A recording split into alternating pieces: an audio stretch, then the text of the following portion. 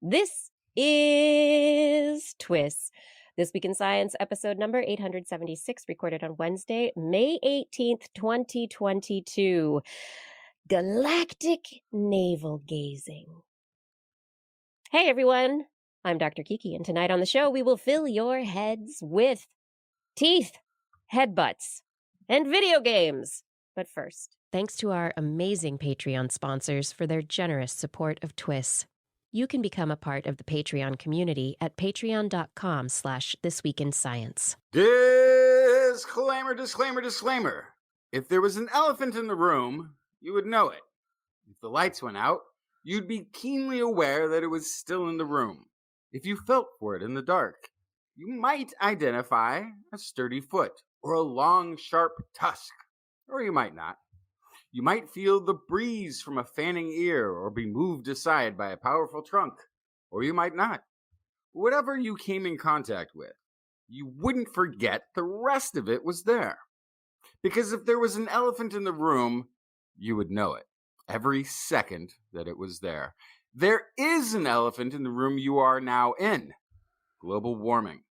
You might feel it as a hot day, or you might not. You might notice the lack of snow or missing ice, or you might not. It could take the notice of an unseasonable blossom or untimely flights of birds, but you might not notice. You could be so attuned to looking past the bubbling froth of tidal foam to see that the sea has risen, though likely you have not, because a global event is very much like an elephant in the dark. What you can touch, what you can feel, what you can experience at any one time is limited by location. But still we know, warming is happening everywhere at once and will not rest, and neither should we, because there is an elephant in the room, and we know it. Can't wait to hear another episode of This Week in Science, coming up next. I've got the kind of mind that can't get enough. I want to learn everything. I want to fill it all up with new discoveries that happen every day of the week. There's only one place to go to find the knowledge I seek. I want to know what's happening. What's happening? What's happening this week in science? What's happening? What's happening? What's happening this week in science? Good science to you, Kiki and Blair. And a good science to you too, Justin and Blair and everyone out there. Welcome to another episode of This Week in Science. We're back again. Yes, we are. To talk about elephants in the science. Our spherical cows and elephants and black holes in the middle of the Milky Way galaxy. I'm so excited about that discovery from this last week, actually. Have you seen the pictures? It looks like the picture of the other black hole, kind of, except it's smaller. I don't know if I actually saw the picture. Because everything, I always get like a little burnt. I'm like, oh, that's beautiful. That's gorgeous. Yes, artist rendition of what it would look like. Man, come on. It's a donut in space at the center of our Milky Way galaxy. I mean, we have thought that there would be a black hole at the center of our galaxy for a very, very, very long time. And having seen one at the center of another galaxy, even though it was a very large galaxy, it was like, oh, we should be able to find our own. And we saw these blips and burps and energetic things that suggested, oh, yes. And after years of looking at the data, this tricky little spinning black hole, they think it's spinning, it's moving around, it's kind of blurry. They think that we've finally gotten a picture of it. They're very excited. They're going to keep looking at it because that's what you do with observations. But I don't know. This was the big news from last week. And I wanted to talk about it last Wednesday night. But no, they didn't want to have their press conference until 7:30 the next morning. They wouldn't leak any information to us ahead of time. Had to wait a whole week?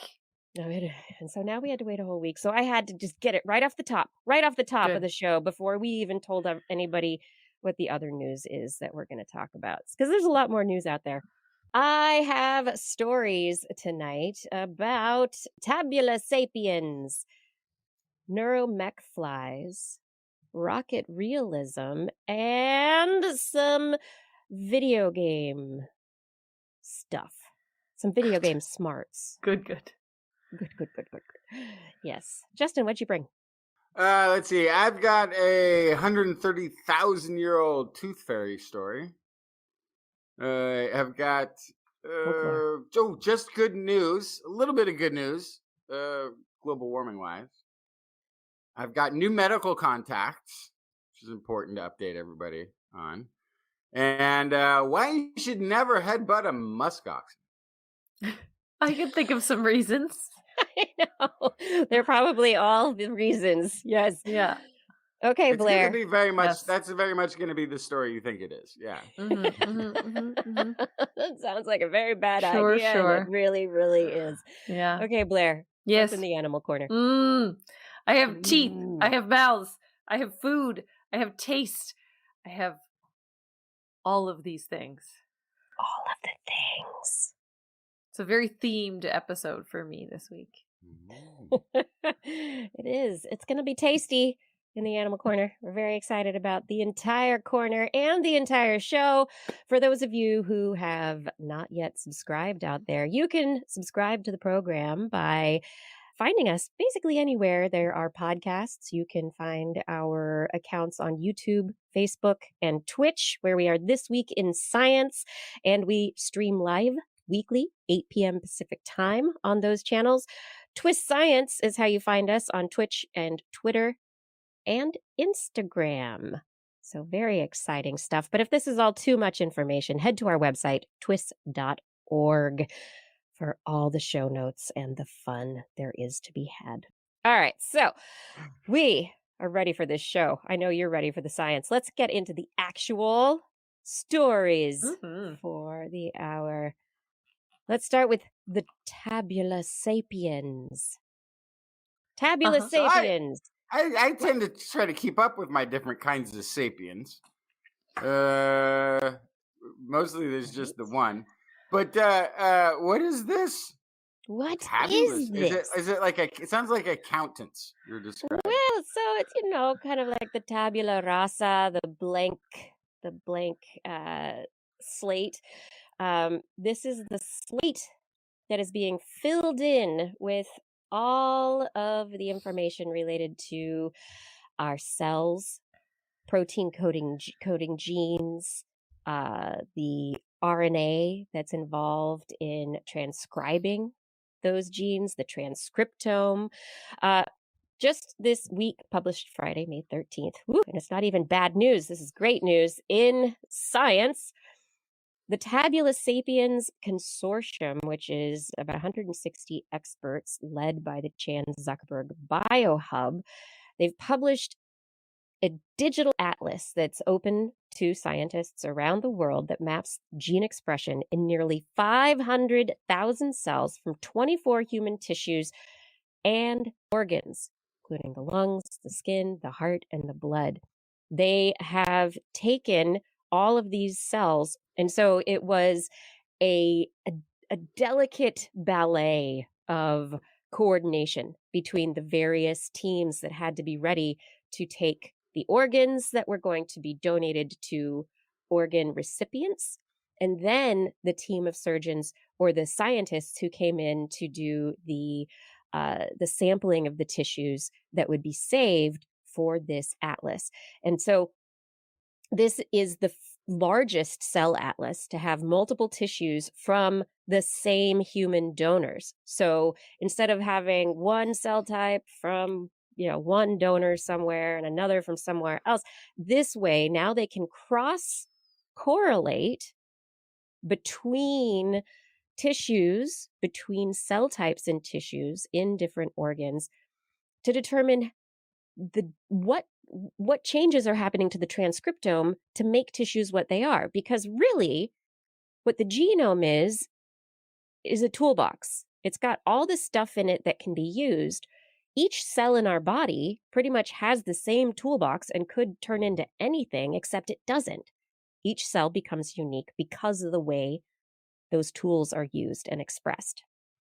And so now they'll be able to really dig into, what are the differences between tissues? What's happening at this transcriptomic level? This is one of 4 major collaborative studies published in Science this week that are these openly available cross-tissue cell atlases as part of the Human Cell Atlas Consortium. And this work is it's very exciting to be able to know that people are donating their tissues to this really good purpose of discovering more about humanity and our development, our bodies, our tissues, how we work, what makes us who we are. Yeah, and I really like that description of it, the genome as a toolbox. I've also heard it as somebody else describe it as building materials themselves. But in either case, it's pointing out that it's not the blueprint. It's of like you would think of like plans for a house, like just this goes here, this goes there, this goes there. No, it's actually it's all like I like the toolbox idea because it's different implements. They're going to get used differently in different tissues and different parts of the body. Right. So yeah, that's Right.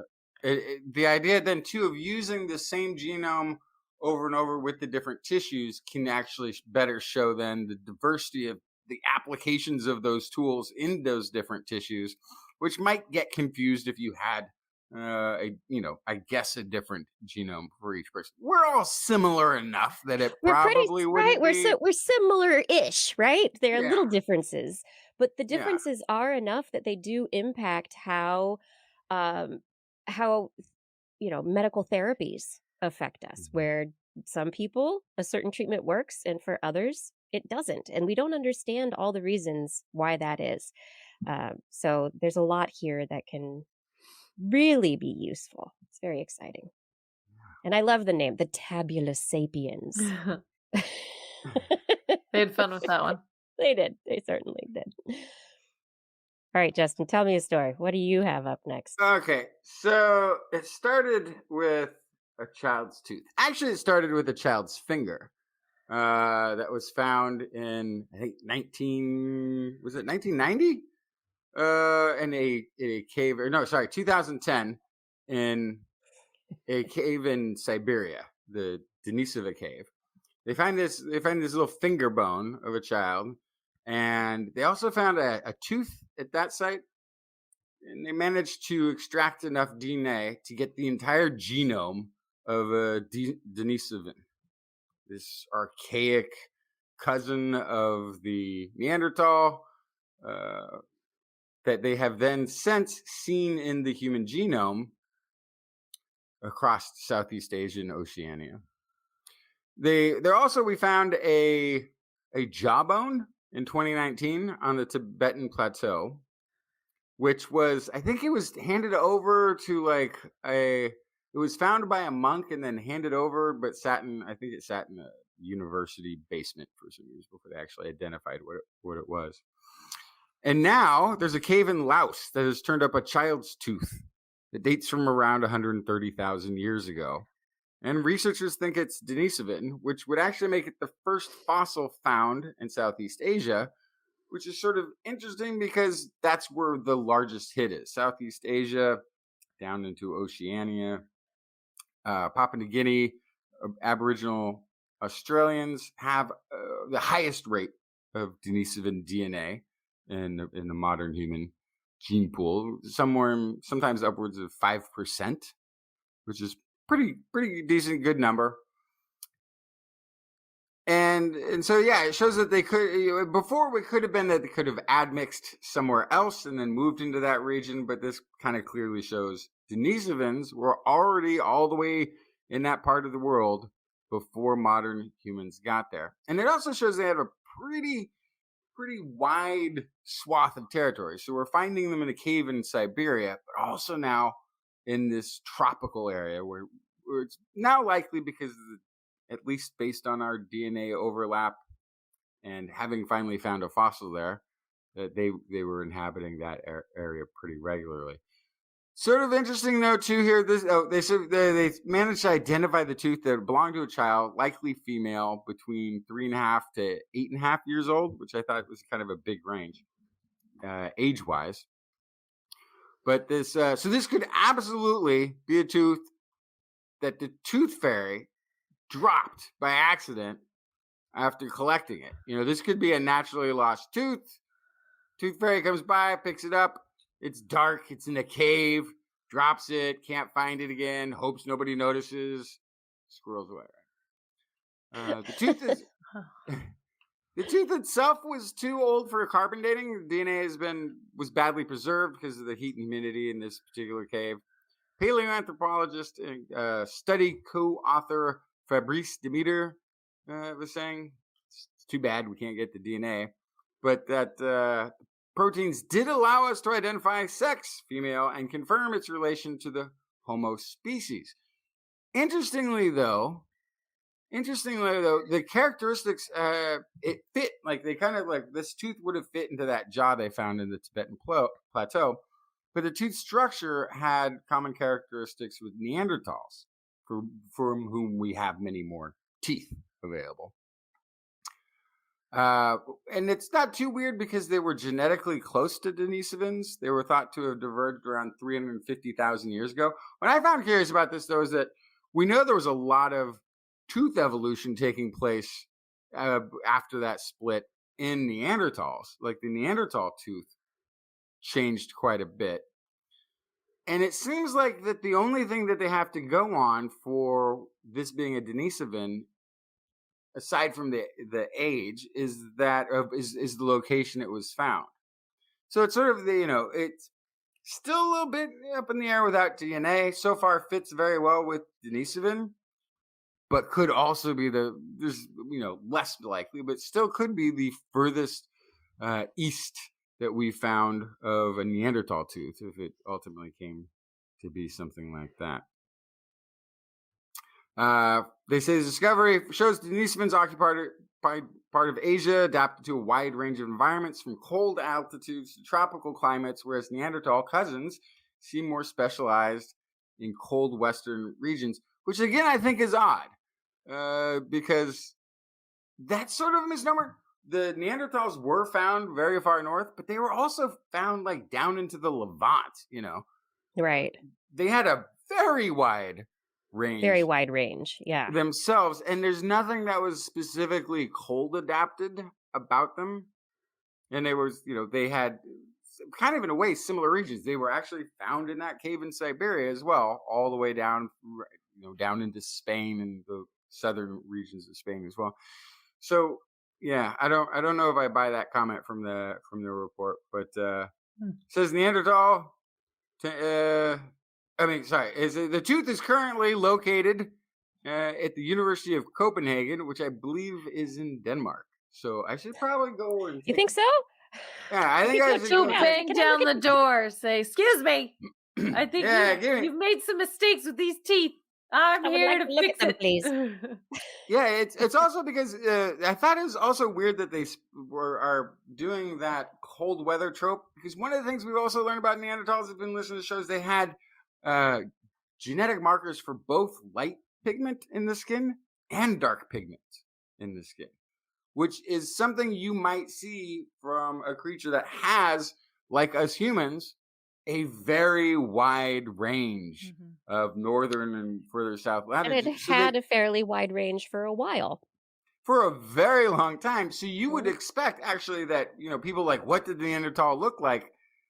Probably had a range of, if we're talking skin tones or maybe even hair coverage and phenotype. They probably had a very wide range of appearance depending on where and when we found them, because they had a lot longer just in the ranges of Europe from the top to the bottom than we've had on the planet. Yeah. But basically this comes down to they found a tooth, and the tooth suggests that these Denisovans were further afield earlier than we thought.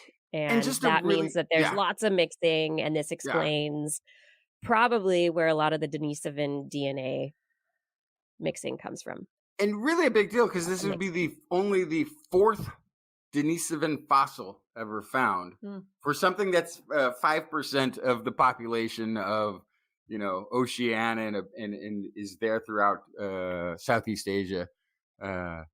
To only have gotten this, and it's because the tropics, they're just bad for fossils.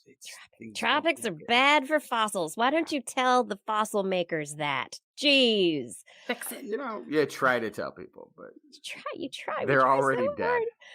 But we have these old, dirty teeth. Yeah. Blair, what are we going to do about that? Can we do anything about these old, dirty teeth? Yeah. How about some tiny robot dentists? What? This is Stay away from my mouth. Oh, I love it. I'm open up wide for the tiny robot dentist. This is from Indian Institute of Science, looking at how to make root canals more effective and less dangerous. So in a root canal, you remove the infected soft tissue inside the tooth. It's called the pulp.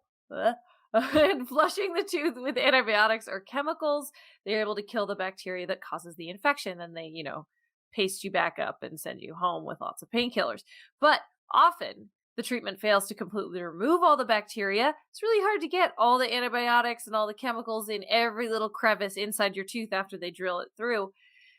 Especially antibiotic resistant bacteria like Enterococcus faecalis. And so those often remain hidden inside these little tiny canals in your teeth. Faecalis, like feces. Yeah, that makes sense. Yeah. Yuck. Yeah. Bad poo bacteria. Great. Mm-hmm. Okay. In the dental tubules in your teeth. Yuck. Well, researchers have an answer.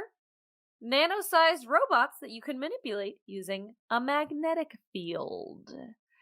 They designed helical nanobots made of silicon dioxide coated with iron, which can be controlled using a device that generates a low-intensity magnetic field. They can inject these nanobots into extracted tooth samples, is what they did in their research and kind of their proof of concept. And they were able to track their movement using a microscope. They made the nanobots move at will. They penetrated deep inside the dental tubules where the chemicals could not reach and successfully extracted them from the teeth via the magnetic fields.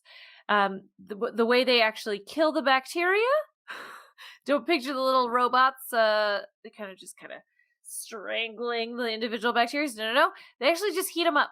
So they use the magnetic field to make the surface of the nanobots generate heat, which kills the bacteria nearby. So other kind of strange methods they've tried in the past include ultrasounds or laser pulses to create shock waves in the fluids used to flush out bacteria and tissue debris. That only penetrates a distance of about 800 micrometers, but these nanobots could go up to 2,000 micrometers, so much more effective at getting deep inside those dental tubules, and they are safer than the chemicals I mentioned earlier. So all of that to say, these nanobots, these tiny robot dentists, seem very effective at cleaning out the interior of the teeth during a root canal. And the researchers do believe they are extremely close to clinical testing. So keep an ear out for that. I would sign up for that clinical testing for sure.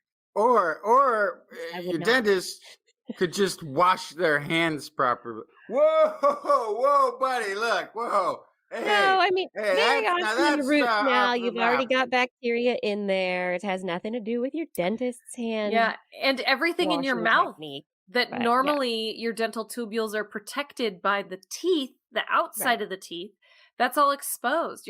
It's like during surgery. No matter how clean you try to have a surgery, there is still a chance you can get an infection because the inside of your body that is not supposed to be exposed to open air is exposed. Yeah. Absolutely.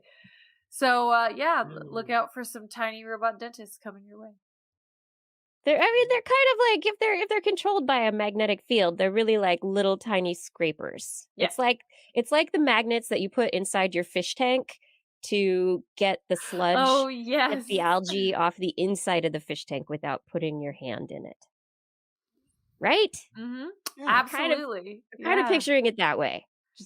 scrubbing those little Yeah. places. And think about not having to take a bunch of antibiotics that then Yeah. you decimate your own systems and all this, it's you get to It can keep your work. beneficial bacteria if you go this route.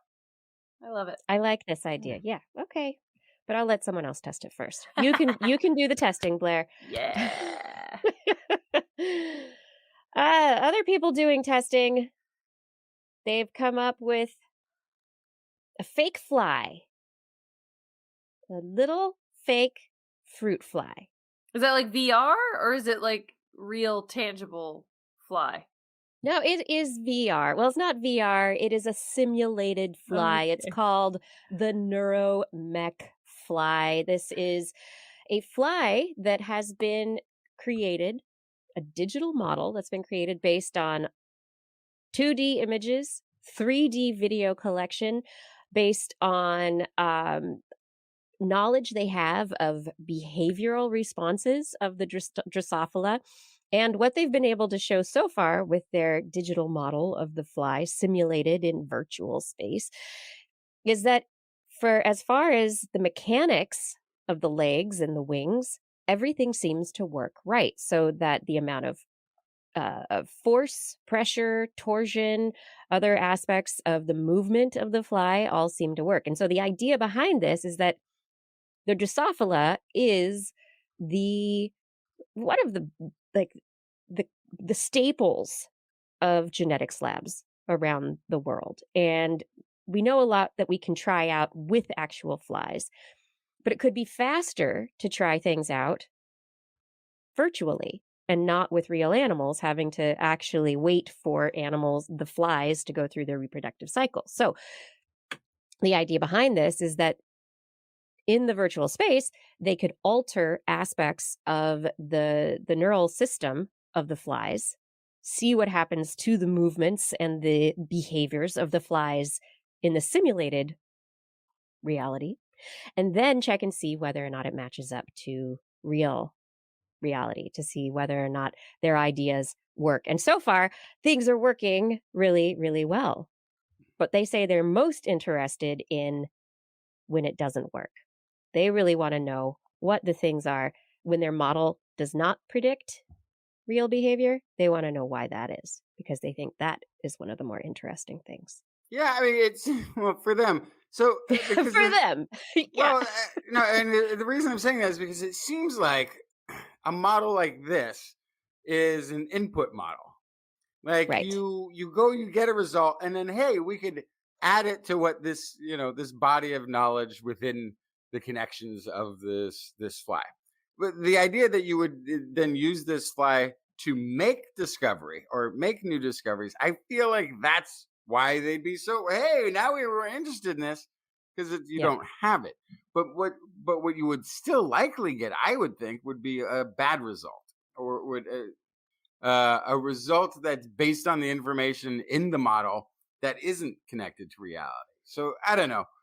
I love the idea of uploading everything to a model that's then a sort of a body for shared knowledge about the interactions and that sort of thing. That's fantastic. But using it as a model for new discovery,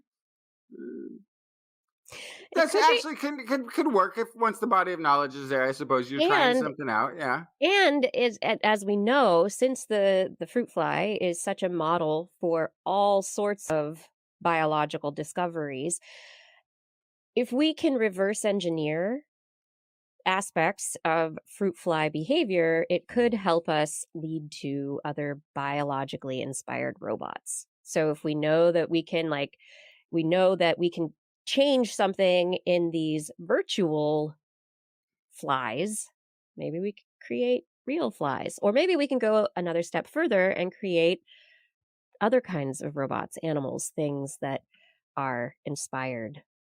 Yeah, and I've talked myself into a circle because now I'm like, I think this is an amazing idea because, wait, is it good or not? I don't know. Well, because you have so much research, especially on like you're saying on the fly, that nobody's got the time to read everything and retain everything and every bit of stumbled upon knowledge, let alone core analysis of any study. you put it all together in one model, you don't have to read all the things. You can just try it out on this little model fly. And then Yep. you're like, oh, why did that work? Oh, And well, the here's the right. 3, 4, 5 papers you need to read that are And connected to the, yeah. yeah, and then maybe also you're not like genetically engineering flies with, you know, like Frankenstein flies, with really odd disabilities because you don't really understand what it was that you were Totally. tweaking in the first place, right? Well, then I'm against it again because I Yeah. think that's the part of science needs to continue. Anyway, Poor non-existent Frankenstein fly. Didn't even get to. there's going to be forward feeding information coming out of this kind of a community project. It is open source. It's freely available for scientists to use and modify. So this is something that isn't just going to be behind a paywall. It's open source, modular, and there are guidelines on how to use and modify it. And so this could be a very interesting community project. Also, let's see where NeuroMechFly will fly us. Yeah. Where do you want to fly us, Justin? Oh, have I got a story for you? Have you where- got a story? Oh boy. Oh boy, let me just tell you, I've got. Oh yeah, it's the Just Good News story. Just Good News, the Darn science it. news segment that finds the good news you were hoping for, regardless of the actual results, in an attempt to make you feel a little better about a subject before pulling the rug out from under you completely. UN Annual Report on Climate Edition. The good news is we had back-to-back La Nina events at the start and at the end of 2021, which had a cooling effect on global temperatures, while still being one of the warmest years ever recorded. The United Nations World Meteorological Organization has put out its State of the Global Climate 2021 report, which still isn't complete. The information is still coming in for some of the things that they look at there, but it already shows 4 key climate change indicators: greenhouse gas concentrations, sea level rise, ocean heat, ocean acidification, all set new records. Good job, guys. All set new record highs in 2021. The United Nations stated on Wednesday that the global energy system was driving humanity towards catastrophe. Global sea levels reached a new high record in 2021, as it has been rising an average of 4.5 millimeters per year since 2013, which is about twice the rate of increase we were seeing in the 1990s, when people began to be alarmed by global warming. This is largely due to ice cap and glacial melting, which, according to the review here, won't be reversed by carbon reduction, as it can take thousands of years to form. Report confirmed the past 7 years were the top 7 hottest years on record, taking the heat off previous record holder the previous 7 years. Yeah. Ocean acidification is the highest it's been in the last 26,000 years. According to UN Chief Antonio Guterres, the yearly report amounts to a dismal litany of humanity's failure to tackle climate disruption, and points out unsarcastically, the global energy system is broken and bringing us ever closer to climate catastrophe. But we had the couple of La Nina events. Yeah, they're So still that's good going, news. which is why it's still rainy up here in Portland and oddly hot in the southern US. But yeah, we got a lot of rain still going on. It'll probably switch. But that sounds bad. It is bad, but we Mhm. don't want to just say, hey, it's just bad. The United Nations has also said that renewables are what we need to pin our future efforts on. We have solar, we have wind, we have water, and we can really take advantage of regional resources to get energy that we need. But we really need to take advantage of technology that we have now. Yeah. We can Oh, do this, people. Come on. If we stop all extraction and use of fossil fuels tomorrow, we're probably only in for a 2.5 to 3.5 Celsius rise in temperature. Yeah, and there was a a news story says if you really, really, really would like to help stop climate change, do less. Just pretend it's still shut down. Is that what Pretend it's locked down. Yeah. Don't drive. Don't go anywhere. Don't do activities. Just sit on your floor. I know we're not less. trying to do a whole climate change episode here, but I also think that is one of the great fallacies, right? Is that it's all just right? on yourself. Yeah. It's you becoming the perfect off the grid human is not going to solve climate change. You have to work together. You have to work within your community. Talk to your workplace and get them to install electric vehicle chargers. Then it creates a community of electric vehicle drivers that want to come and charge for free at work, right? There's a bunch of elections happening right now. Elect people who want to do something about climate change. Yes. That's the way that we're actually going to fix this thing, is to get our politicians out of the pockets of oil industries, first of all, but also to hold the people you elect to their promises and to make community level action. Yep. Oh, thanks for that. Just good news. I love it when we start breaking records. Work it. Oh, you know who's always breaking records? The space industry these days. It's like all more and more launches every year. We've got more rockets, more satellites, more stuff going up into space. And I've said so many times, I wonder what the environmental impact of all those rocket launches is. When I've had space reporters just be like, it's not a big deal. There aren't that many launches. And it's like, okay, fine. But if there keep being an increasing number of launches, it might be a big deal eventually, right? It's like one airplane, not a big deal. Now we've got international flights all around the world, and they do change weather. They do affect the atmosphere. Rockets are going to do the same thing. So researchers have just published their study in a peer-reviewed journal, Physics of Fluids, and they studied a simulated launch of the SpaceX Falcon 9 rocket blasting into space.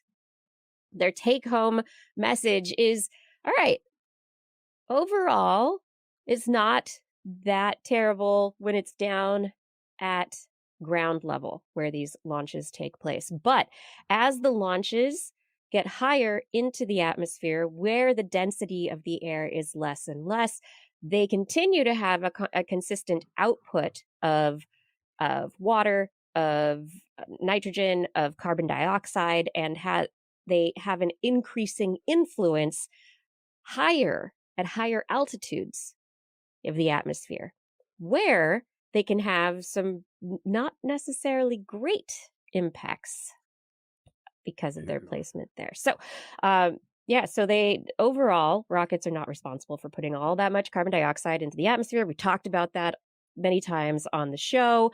According to an article from Interesting Engineering, they say a typical launch burns roughly the same amount of fuel as a day-long commercial flight, produces 7 times as much CO2, between 200 and 300 tons. But so each launch is a lot more than any one of us individually will produce in our lifetime. So as these rocket launches increase and increase and increase, it's going to be more and more and more and more. And we don't know the full environmental impacts of rocket launches. The researchers say the current level of data about rocket emissions does not provide researchers with enough information to fully assess the impact of launches on the global environment. It's like we're launching a rocket that's like an old truck that has black exhaust coming out, and it's also just constantly throwing litter out the window on its way. And the thing is, once upon a time, that's just how trucks were, and nobody noticed litter. Right. We didn't think about Because it, right? because Was it? if you're driving down the road on your old truck in 1936, why you could throw that Mars bar wrapper out the window and it wouldn't even be noticed by nature. But now there's like 8 billion people doing it. Yeah, Yeah. suddenly you're just got piles of trash on the side of the road and the sky Yep. is dark with soot. Like the numbers game catches up, right? Yeah. It always does. And that's what's going to happen here as well. So if we can start paying attention to it before the number of launches gets to be to the point where it really is impacting our atmosphere to a negative degree, then we can start regulating better. Maybe there is a number of launches per day that we can't go over. Maybe we need to have better rocket designs. Like there's so many questions. But Give me these a are things- hydrogen rocket. Wait. Yeah, these are things we need to It consider. didn't go so great before when we It- had nah, hydrogen-powered no. things in the air. Oh, it's fine. And Don't overthink it. How As about I- electric? as I'm sneezing here and we're talking about pollution Yeah. killed something like 9 million people last year around the world. I don't know. Some massive numbers of people are killed by pollution. Blair, do you have Yeah. a solution? Yeah, eat your vegetables. What? Yeah, a University of Delaware researcher has discovered a way to mitigate the effects of air pollutants in our bodies, and that is increasing the daily intake of vegetables like celery, carrots, parsnips, and parsley. It turns out that vegetables from the Apiaceous family, which are those things I just said, celery, carrots, parsnips, and parsley, they protect the body from accumulation of acrolein. Yeah, I'm not sure. Which is an irritant to the lungs. Just trust me, it's an irritant, and it's it irritates the lungs. It irritates the skin. It has a strong, unpleasant odor, and it is found in cigarette smoke and automobile exhaust. Okay. Yeah, and so Yeah. these vegetables supported detoxification through an increase in antioxidant enzyme activity.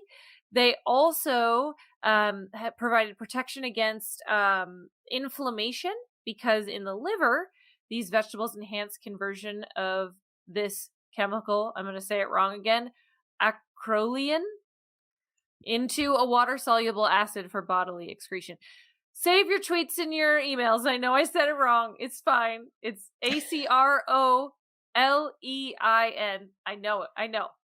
I got it. Anyway, all of this to say, they are hoping to start with human intervention trials soon to figure out exactly what the ideal amount of vegetables is to protect you, and if there are supplements that you can take, especially because I have this on the mind recently, because I saw a whole thing about environmental racism, and also there's this very interesting overlap of people who are put into situations where they have a lot of pollution and exhaust in the air. Those are also often places that are food deserts. So you're not going to be able to find a lot of fresh fruits and vegetables in those areas a lot of the time. So if that really is the solution, there needs to be a fix to that discrepancy. Or is it going to be better availability of these foods? Is it going to be supplements? So if this really is the protection, we need to find a way to get fresh vegetables into the hands of people who need it most. Yeah, it's just very interesting, the overlaps there too. Those are also areas that used to be redlined, which means banks wouldn't allow people to get loans for homes and that sort of thing. There are also areas that have today the highest rates and incidence of COVID. So of course, it's a very, and it's, I don't know. There might be something worth looking at there. Something about it. Something about it. Yeah. Chew Well, your anyway, eat your celery while vegetables, you're working at the toll booth. Right. People don't do that anymore. Have you I seen? know it's all automatic now. They got They got rid of people for that. Yeah. It's healthier. Don't know what those Healthier. people do now, because that was a job where they're healthier maybe, but they had a job where they didn't They're really have to- probably at the computer looking at the cameras that that captured the license plates and then You billing think there's people There are, for sure. looking at those? For sure. Or there's, No. or they have There's the no jobs where they're people. looking at videos of things on different streaming channels. Yeah, I don't know. Make sure they're safe and good for People people to be looking at the watching. game. Those quality control checks. Eat your Listen, celery, everyone. You know, This is This Week in Science. Thank you so much for joining us. We've got a lot more science yet to come. I do just want to say thank you so much. And if you are enjoying this show, please tell a friend. Bring someone to TWIS with you next week. All right. I only have one COVID story this week, and it's Just another one? positive one. Happy. Blair, you're Oh. gonna appreciate this one. Oh, good. At least I hope you'll appreciate this. Yeah, this one. isn't a just good news situation where it's a bait and the switch, is it? No, but you know what? When is COVID news good? When it's positive. You Oh, know? fair. Oh. Fair. All right. Well, researchers publishing in Biological Conservation. And you're like, what does biological conservation have to do with COVID-19? Well, apparently their analysis of 2,651 online reports published across 26 countries, they've determined that not only did the overabundance of poorly contextualized reports on bat-associated diseases increase persecution towards bats immediately after the COVID-19 outbreak. Justin. Additionally, Huh? the use of media and media outreach, proper messaging globally by conservationists very likely stemmed an increase in that persecution, so that conservation experts around the globe saw the possibility of bat persecution and spoke out to help protect the bats. And it helped, at least according to this study. Wait, I was just Blair. When did I persecute any bats? Last week. Last week, like every Yeah. week.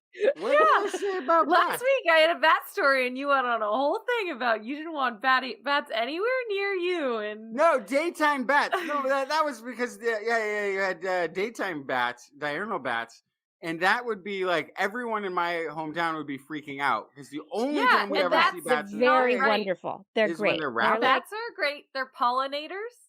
They rarely sweet. ever carry rabies, which is what you were worried about. It is an extremely unlikely scenario that bats carry rabies. Oh, not in my hometown. Or they. And I'm not saying they didn't get it from the raccoons. it sounds to me like Or the Justin massive is rat population. speaking from a place of emotional response Yes, and lack of absolutely. information, whereas That's Blair probably may be true. coming from a place of more information that could be useful and helpful in helping you to address your emotional response. right. COVID-19, yeah, bats. The bats That's were great. Yeah, yeah, the scientists could have been jumped bad to for the bats. bat's aid and they Yeah. took care of it. That's great. But it's also this this write-up. It's really interesting. I love the insight here. They say knowing how the media acts is pivotal for anticipating the propagation of misinformation and negative feelings toward wildlife. Working together with journalists by engaging in dialogue and exchanging experiences should be central in future conservation management. So it's a really interesting combination of understanding of media, understanding of how people respond to things, misinformation spread, and also the science communication that goes into managing that, which I think is something good to be understanding now and to putting into use for future efforts. Yeah, and I think directly related to this, if I can just tag on, is that I think one of the really bright sides of the internet and social media and connectivity, such as we experience these days, is that it has removed a lot of the barriers and distance from scientists and the community. And so there's really, I don't know if scientists would have been as successful at this in the age without the internet, because this allowed them to come out and talk about bats and zoonotics directly to just the general public, which is so cool. And It's really unique, and I feel really privileged to live in an era where you can do that. You can just like tweet at a scientist and ask a Yeah, question. you don't have to wait for the opportunity to be the animal person that gets invited on the Today Show. Right. Or, that's not just those opportunities. We have many, many more opportunities for experts to share, which, yeah, that's great. But speaking of animals, bats, we get batty all the time, but I think we're going to just dive straight from here right into Blair's Animal Corner. With Blair. She loves our creatures, great and small. Biped, millipede, no pet at all. If you want to hear about animals, she's your girl. Except for giant pandas and squirrels. There's Animal Corner. What you got, Blair? I have animals and their favorite foods. First, I want to talk about the cuddly cockroach. What? Cuddly. Yes. This is a study from North Carolina State University looking at male German cockroaches, Blatella germanica. I can say that one. And they wanted to look at the pre-mating gift that males offer females. That is a gift of body secretions. Yum. That combines sugars and fats. And so they tracked and hold a female's attention by offering this secretion, and while she's munching, they can start copulation. So it's, call it what you will, a bribe, a gift, a trap, I don't know. But ultimately, it's this sweet little treat that allows life to continue in German cockroaches. And this study in particular is looking at preferences in the females to specific sugars. They have found that there are some females that are averse to glucose. When they mix their saliva with the male secretions, some of the sugars that the males secrete, they break down, they degrade, and turn into glucose. And glucose in the cockroach's mouth becomes kind of bitter. And so she usually stops eating and scurries away before the male can get his hook in, literally. The way that they mate is with an appendage that kind of telescopes out. It grabs her with this hooked appendage and then helps move her into position. And then this only takes seconds, but after that, they can be latched together for up to 90 minutes. They're back to back, and then the male uses a second appendage to transfer a sperm package to the female. So this few second courtship tells the story of whether that 90-minute love lock, I guess, is going to happen. And so that sugar has to be the right kind for him to be able to get that hook in, to be able to proceed to handing off his sperm package to the female. And so this all depends on the type of sugar that they have to offer. Generally, as humans have started to develop and there's been roach baits placed outside homes and inside homes, the types of sugar available to roaches has changed. And so in the roach trap, for example, there is a simple sugar that is more likely to degrade into glucose. So that means there is a higher percentage of food or situations in which the food that the male is eating could turn into this bitter version that the females don't want. So there's a higher chance that that's going to happen. They have these different kinds of sugars that they eat that they turn into the secretions: maltose, maltotriose, and then they also have fats. Maltose converts to glucose right away. Maltotriose is more complex. It takes longer to break into glucose, and so it's less likely to become fully glucosed and bitter to the female. And so figuring out that there are kind of glucose averse females and they're kind of glucose fine females, I guess, whatever the not attracted. I don't know. Basically, I the like ones the that sugar, are I don't like the Yes, sugar. exactly. So the ones that are glucose averse, they avoided the wild type males that were not averse to glucose. So you have this problem where these wild males that would eat the glucose or would eat the stuff that turned into glucose. This is getting really confusing. They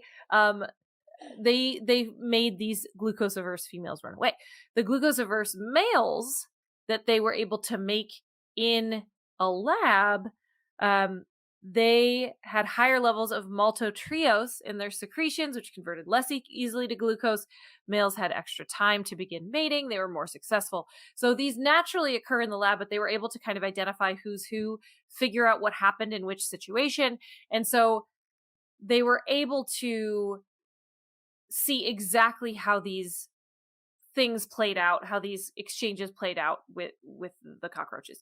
They also changed the quality of the male secretion. Sometimes they would substitute fructose in for the glucose, and the glucose averse females Sneaky.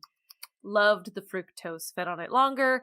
They were able to mate with these females. So they were that, is that last bit of research work that allows you to pinpoint, yes, this is the variable that was changing the behavior for sure. So that's great. What does this all mean? This is all interesting, right? We have cockroaches that care about glucose and ones that don't. There's a 2013 study by this same research group that informed bait manufacturers not to use glucose in baits. There was a 2021 study that expanded that recommendation to all sugars that contain glucose. Baits made with glucose, sucrose, maltose, and other sugars, those things are going to be ignored by the glucose-averse cockroaches. So the suggestion was, don't use those things, not because you might be hurting cockroaches, but because you'll catch less cockroaches because there are these averse individuals. And as more cockroaches with glucose aversion continue to survive and thrive, that trait will continue. Dominant population. Yeah, exactly. So we are, by putting sugar into our cockroach traps, we are pushing the adaptation, the evolution of populations to adapt to less sugar.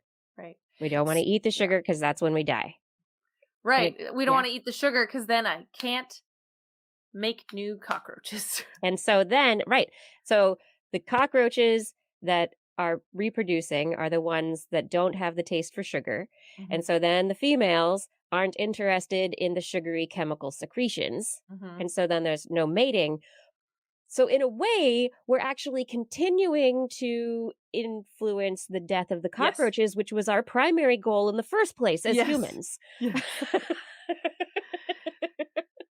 But you could kill them more effectively if you didn't have sugars that broke down to glucose easily, is the point. It's a long-term plan we've got going on here. You got to think in the long term, because the cockroaches, they're not going anywhere. Nope. First we kill them, and then we kill them because they don't want to mate anymore. Mm-hmm. It's diabolical. Mm-hmm. Mm-hmm. Do you got to do on Team Cockroach, Blair? Is this? No, not really. I mean, they'll be fine without me. Honestly, they don't need my help.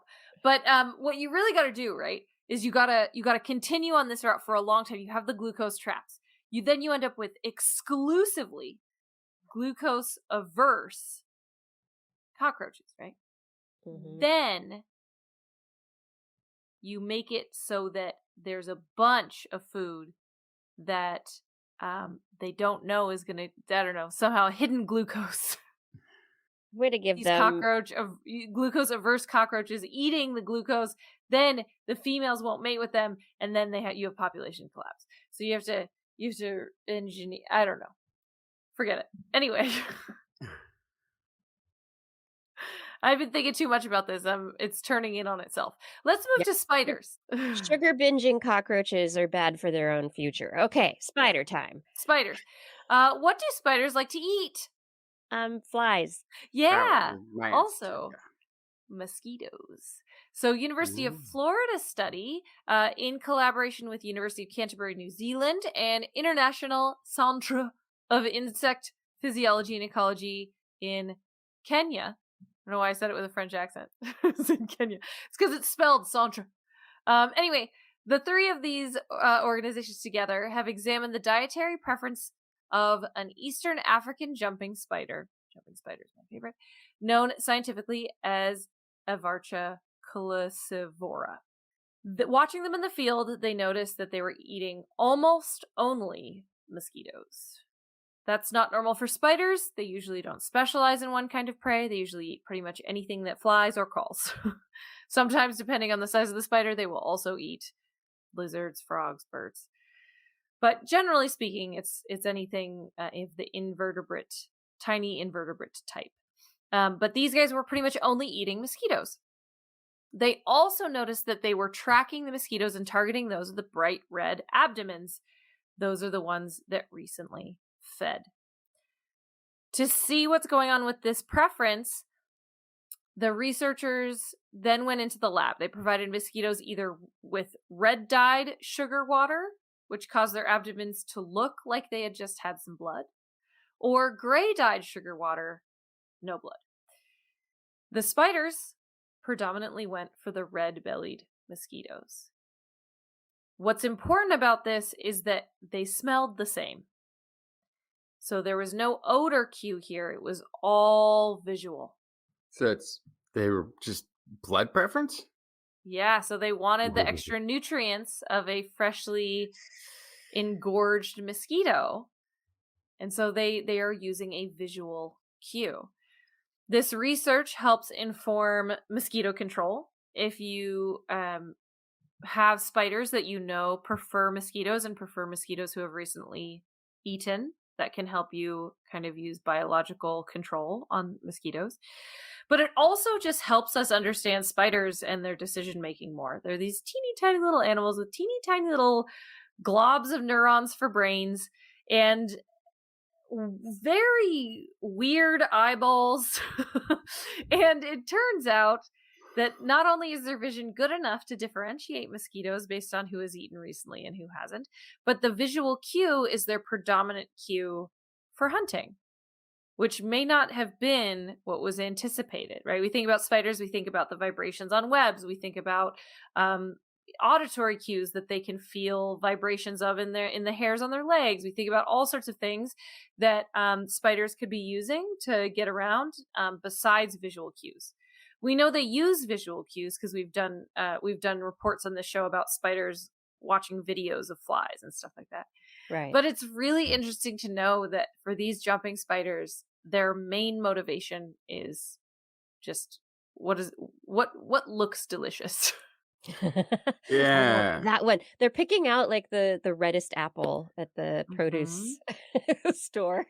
Yeah. So spiders are your friends, everybody. And I've always appreciated spiders. I've always appreciated the fact that they catch mosquitoes above everything else. Love that about them. But now I'm a little bit like, why they're helping is so that, circuitously they can drink my blood. And then it sounds like they might even be like, all right, here we got one incoming. Has it got any Justin blood on him? Nope. All right, we'll let that one pass. We'll wait for one that has gotten him already. Mm-hmm. It sounds less like helping than I hoped. Yeah, but also if you're in a place that has bloodborne pathogens that are passed through mosquitoes, it'd be really good to have spiders that eat mosquitoes that just ate. Because that's going to prevent those mosquitoes from passing pathogens from person to person. Oh yeah, no, spiders are your friend. Yeah. Absolutely. Yeah. I like friendly spiders. Friendly neighborhood mosquito blood-eating spiders. They want the juiciest mosquito. You know what it's like? It's like when you go pick out your jelly donut and you try to find the one that has the jelly that's like just coming out the end because it's so full, just so squishy full of jelly. That's the mosquito. You're welcome.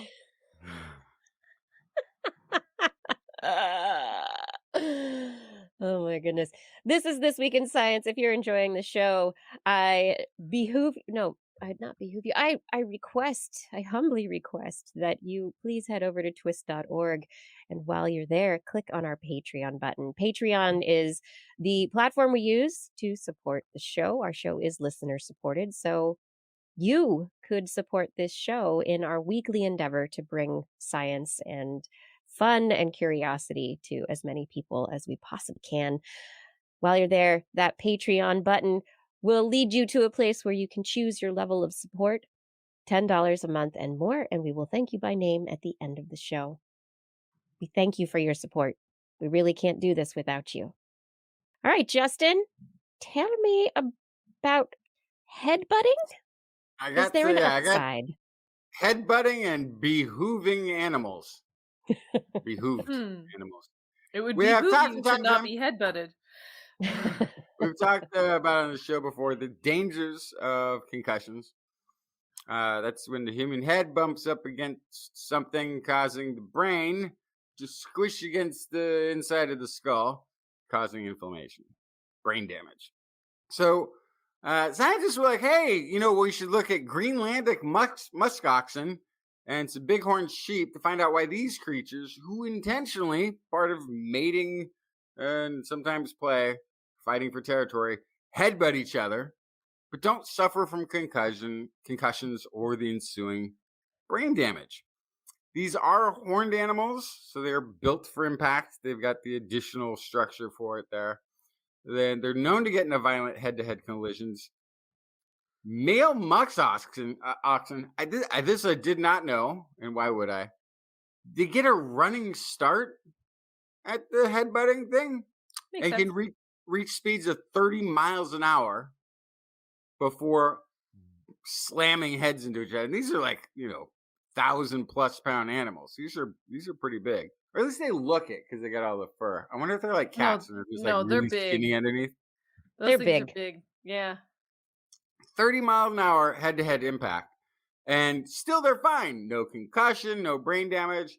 Scientists at Icahn School of Medicine at Mount Sinai studied the brains of muskoxen and some of the bighorn sheep, and they found, oh wait, no, they get brain damage. Yeah, no, it's not good. It's not good at all. Having horns, generations of behavior around mating and territorial disputes, not enough to avoid the brain damage from slamming your head into things, even if you're built for it. Muskoxen showed actually extensive damage. Sheep fared much better. They didn't have nearly as much brain damage as the muskoxen. Muskoxen? Is that because sheep aren't as big? I think so. That's what I thought. Like maybe they're just because they're lighter weight. They Not as It's big less of an momentum. impact. Yeah. maybe momentum, smaller. right? Mass Yeah. times velocity. This is Maybe. physics. Momentum. It's something. Curiously, an old female muskox had the most brain damage, 20 times more indicators of damage than the older male, and 5 more times than the other females. Which is not what they had expected. They actually expected, if they found the brain damage at all, that they would see it much more in males who spend their time butting heads, that are known to ram each other very hard and very often. But yeah, no, females had the more brain damage, which they're asking questions then like, why did the female muskox brains appear to have more damage than the male ones? Is it because there's a difference in skull anatomy? Why did the brains of the bighorn sheep have so little damage? But I think you probably cued on the right answer there, Kiki. But I think stuff like this is really interesting. I think when you get at the question of, is it something to do with the skull, with the anatomy? I mean, we know that woodpeckers have, special ligaments that are wrapped around the back of their heads to, basically act as shock absorbers. But biological tissue is biological tissue. And so the question is, right, what can we learn from these species? Are they, they might have traumatic brain injury. They might have all the markers of tau proteins and all sorts of tangles. And do they have Alzheimer's disease, or do they have things that are fixing it? Do they have, what kind of mechanisms do they have in place if this is their normal behavior? I think what they have is wolves. Yeah, Oh, there and is then that. you died. Well, so Okay. this is Population related control. to what my I think theory the was. wolves can tell. The wolves can tell if you've had one too many headbutts in your life, and they Yeah. zero in on that very quickly and take care of the problem. So my theory for why the female has this extensive brain damage is that she was protecting young. So Oh, that would make sense. yeah, you could Mhm. see, if you're doing intra-specific selection. No. Is that right? If you're muskox on muskox. Intra. Yes, Yeah. okay, good. Then we know that kind of escalating behaviors where especially large herbivores are competing with each other and they're fighting against each other. They often pull punches because they're not trying to die. So Yeah. so they're just trying to get to the point where somebody gives up. It's like a game of chicken. But if you're protecting your young from a predator, you're probably not pulling punches at all. Right. It also could be a fluke. It could just be that this individual didn't Yeah. have as good of padding as another individual, and it could have been that simple also. But if it's consistent amongst females, that would be my guess. I think those are very good hypotheses that should be tested, Blair. Maybe you should go study Muskoxen. No. Other people can do it. I'll report on it. You guys go ahead. I don't need to be in the lab. You guys go.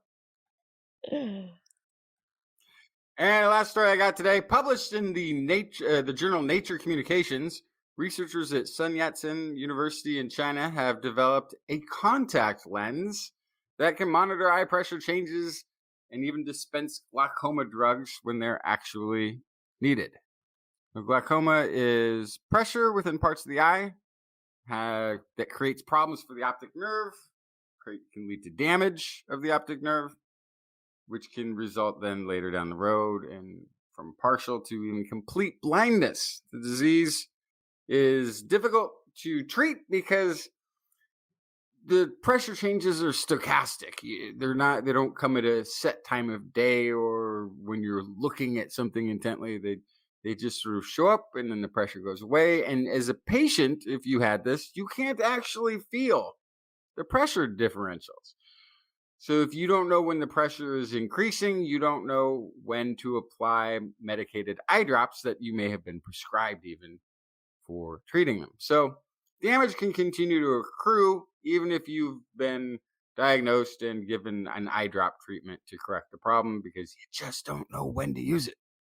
New contact lens that was developed is double layered with a pocket of air between the layers. The air pocket serves as part of a cantilevered electric system so that the pressure change in the eye then squeezes the air pocket, alerting an electronic component of the need to administer the medication. In this one, it's bromelain. It doesn't matter. Which is so it's pushed out. It's pushed by a small electric current from the underside of the lens along the outer edge across the cornea and into the eye. The outer layer is made up of 6 copper plates that serve as activators, arranged in a ring around the pupil so it doesn't interfere with your vision. Researchers note that the contact lens is minimally invasive, gives the iris of the patient a golden hue. Yes. They note that it is also wireless, battery-free, could conceivably be used to treat other eye conditions, eye ailments, and can be paired with a smartphone to give patients real-time information regarding the health status of their eyes. I think so that's cool. very exciting. There already are lenses that you can have implanted for glaucoma, for cataracts. I know people who have had this surgery to replace their lenses, and it's like they don't need glasses anymore. They can see like they're young again, and so to add to the benefit of just replacing the lens, but also to be adding medication when you have situations that require that, and have the constant monitoring, that's taken it this one step further. And so you've got this active It's almost like getting to the point where you've got a synthetic part for you. It is a synthetic part for your eye. Yeah. It's bionic eyes. Yeah, We're It's getting about bionic eyes, cyborg, everybody. For sure. I love But it's that. I love the idea also of like looking at your eye and seeing like what looks like a gear around your pupil. That is so cool. I bet they were like, we have the technology to make this be basically invisible, but nah. Nah. I mean, this gives GoldenEye, right? yeah, A whole new meaning. there it is. So cool.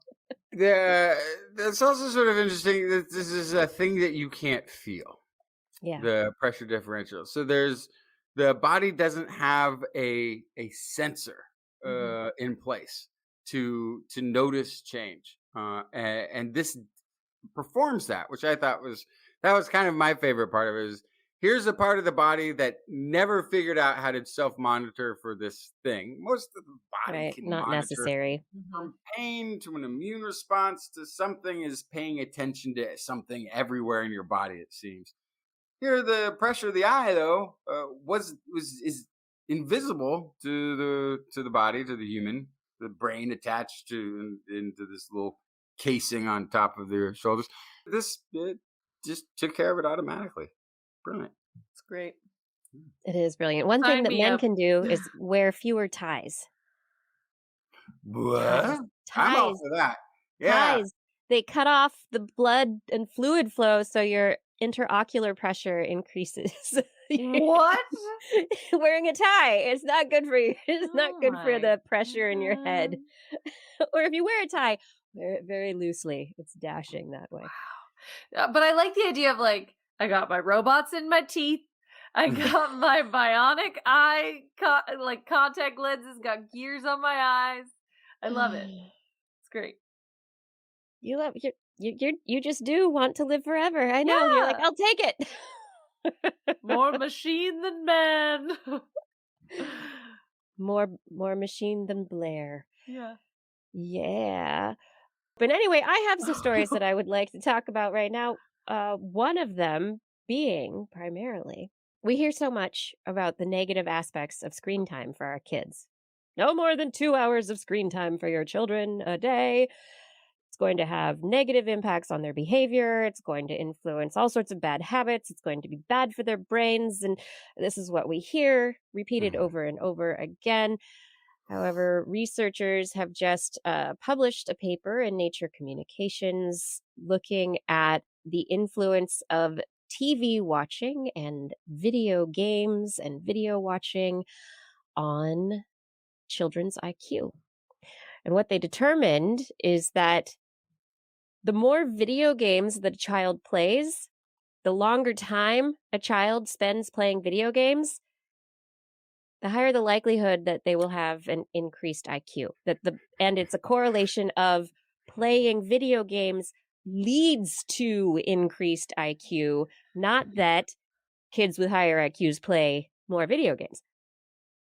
No. They looked at screen time records for 9,855 kids in what is called the ABCD study. These are kids in the United States, so we've got a very localized sample in the United States, aged 9 or 10 years old. The youngsters reported overall spending about 2.5 hours a day watching TV or online videos, 1 hour playing video games, and half an hour socializing over the internet.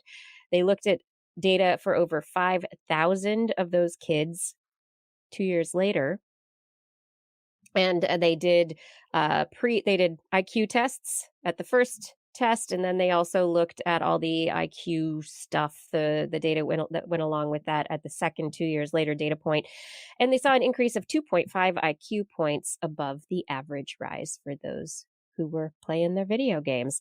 It was based on their performance on tasks, including the reading, comprehension, visual spatial processing, and memory focus, flexible thinking, and self-control, which the self-control part, I think most parents would not think would come up as this is benefiting.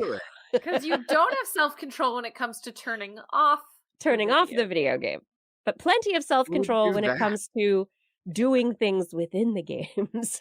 so yeah, because this is one of those, I love this too, the reaction, because it's a very, kids today, Kids 20, 30 years ago, 40 years ago, maybe even, they didn't have more screen time than kids today.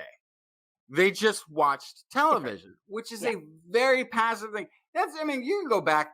Kids didn't even have like kids programming. They'd watch the Newlywed Game, and they'd watch the Barnaby Jones. And Leave It to Beaver, and there was family TV. There was that for a little while, for a couple hours. Yeah.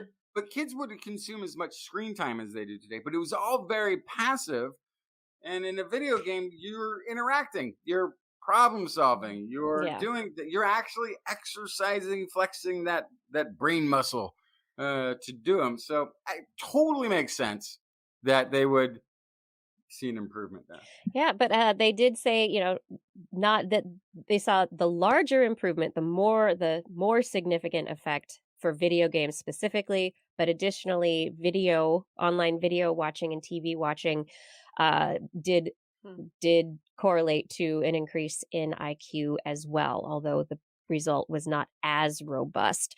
They think it has to do with the types of programming that are available to kids now. That even though that aspect is still passive, there are a lot, you can choose your interests. You can watch things that potentially benefit those interests and are more interesting.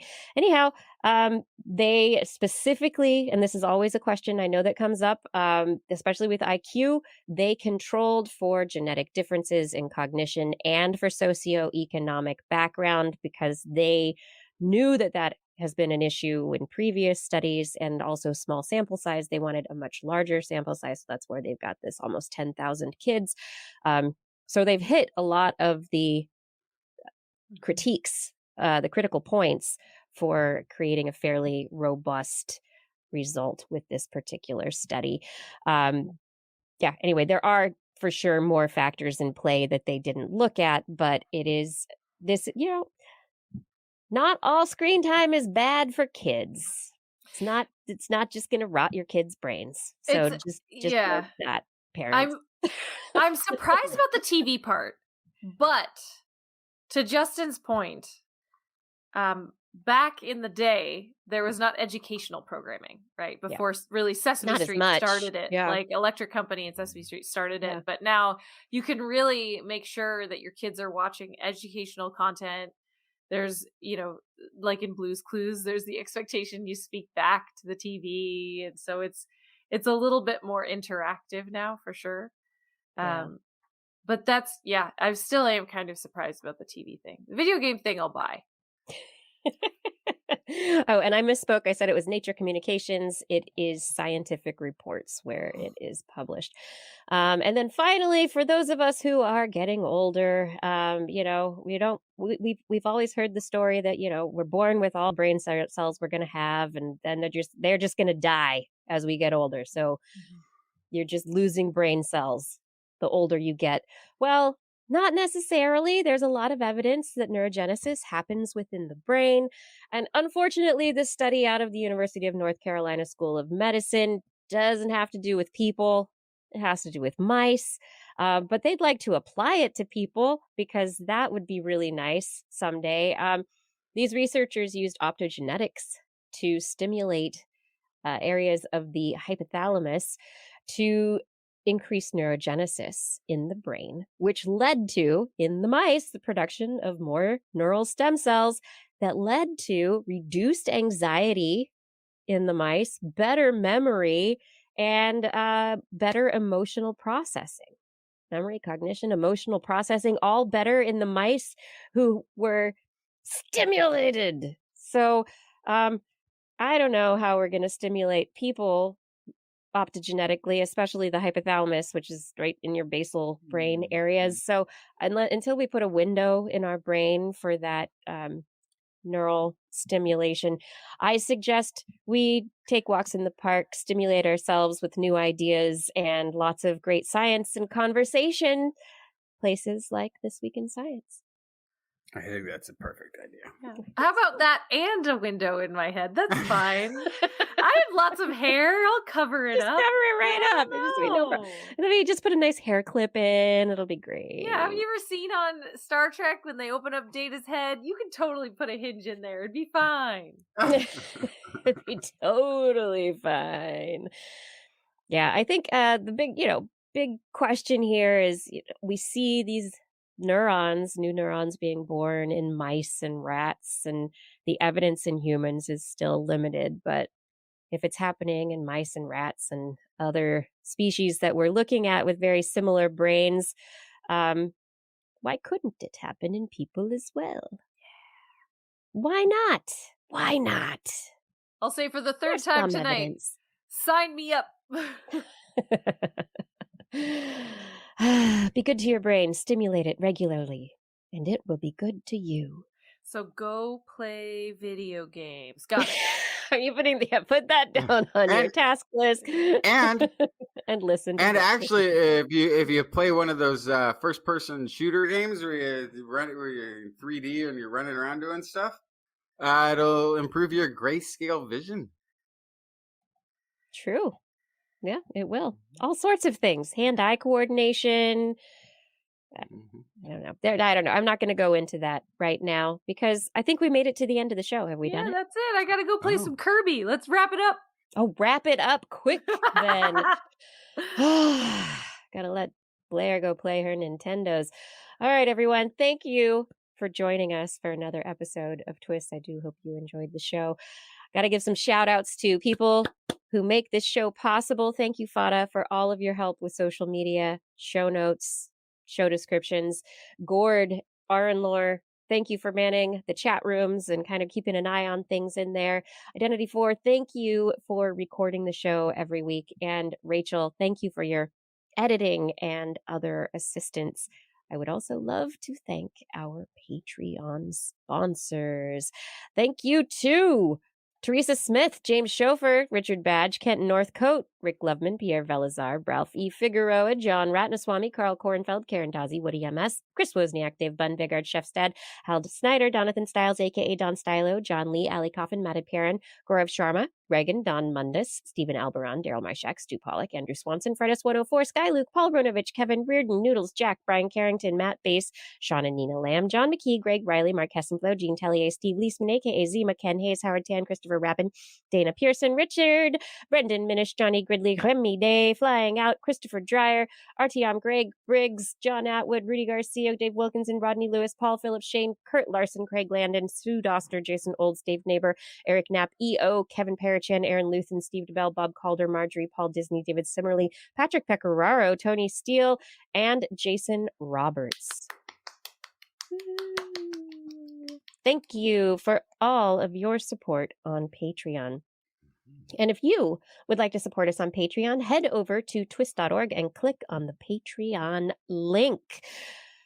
On next week's show. We will mostly be back Wednesday, 8 p.m. Pacific Time, broadcasting live from our YouTube and Facebook channels and from twist.org/live. Want to listen to us as a podcast? Maybe while you play your puzzle-solving video games? Just search for This Week in Science wherever podcasts are found. If you enjoyed the show, get your friends to subscribe as well.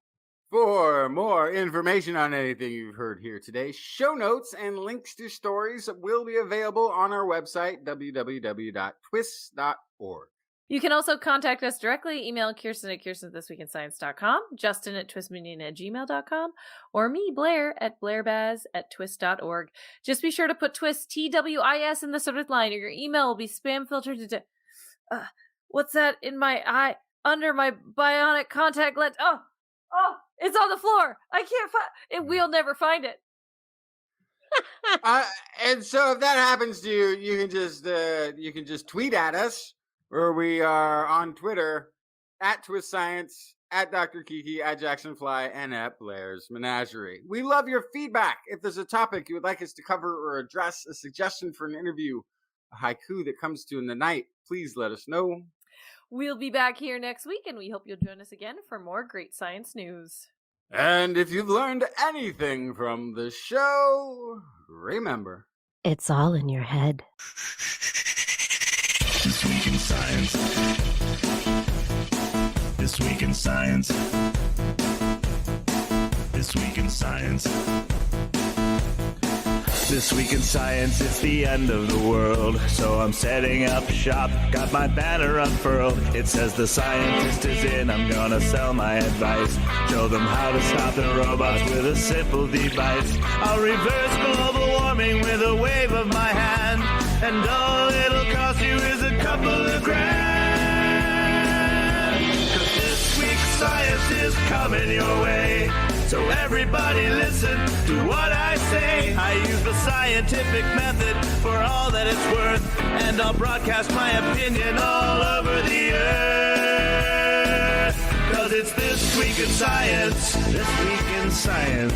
This Week in Science. Science. Science. Science. Science. This Week in Science. This Week in Science. This Week in Science. This Week in Science.